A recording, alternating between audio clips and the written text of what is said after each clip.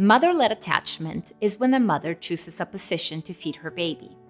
This may be sitting upright, semi-reclined, or lying down to rest. Many positions work for successful breastfeeding.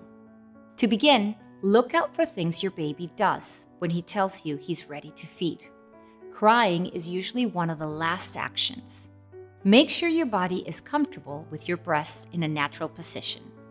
Check your bra or tank top are not tight around your breast and stopping them resting naturally. Make sure your baby is unwrapped and his arms are free. With any position you choose, keep his nose and top lip opposite your nipple and his chin in contact with your breast. His ear, shoulder, and hip should be in a straight line with his arms wrapped around your breast or body.